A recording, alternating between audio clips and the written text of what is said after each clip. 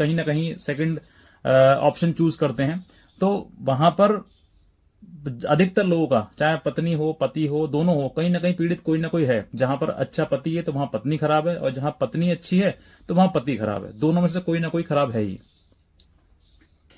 तो जहां पर आपका पार्टनर आपके साथ मैच नहीं करता है, या फिर आपकी बहुत ज्यादा समस्या बड़ी हो गई है और अब जो है वो लगातार आपके सामने एक ही हिंट आ रहा है कि भाई अब कहीं ना कहीं सेकंड ऑप्शन चूज करना चाहिए, तो देखिए ऐसी परिस्थिति में आपके लिए बहुत सारे लोग ऐसे हैं जो चोरी चकारी से किसी प्रकार से अपनी शादी कर रहे हैं। हालांकि वो शादी जो है वो किसी न किसी प्रकार से आप कर सकते हैं, लेकिन करने के बाद जो है आप कहीं ना कहीं कानून के शिकंजे में रहेंगे, और आप जो है हो सकता है कि कानून के दायरे में आप आकर किसी न किसी प्रकार से कोई गलती कर दें। तो वो गलतियां ना करें जिस गलतियों से आप कहीं ना कहीं बाद में फंस जाएं।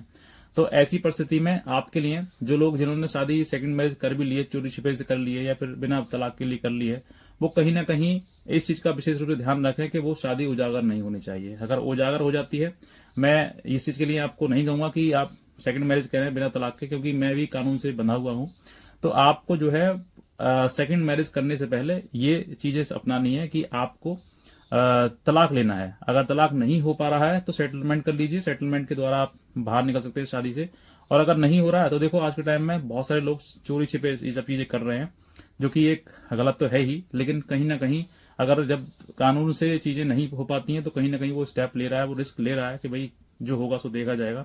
तो ऐसी परिस्थिति में ये रिस्क आपके ऊपर है। अगर आप शादी करना चाहते हैं तो शादी को शादी का नाम ना दें, सेकंड को आप किसी और को नाम दे दें। मतलब लिव इन में रह रहे हैं, अपनी मर्जी से रह रहे हैं, बिना शादी के रह रहे हैं, ऐसी चीजें भी कह सकते हैं आप।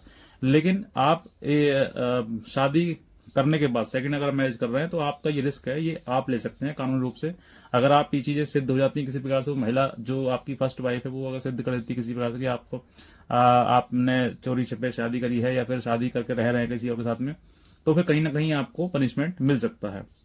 लेकिन जो लोग शादी करके रह रहे हैं या चोरी छिपे रह रहे हैं या किसी प्रकार से भी उनका आगे चल रहा है, तो वो देखो उन्होंने भी कहीं ना कहीं रिस्क ली है। उनको भी पता है कि कानून में कहीं ना कहीं ये चीजें नहीं हो पा रही हैं, दूसरा ऑप्शन ही ठीक है।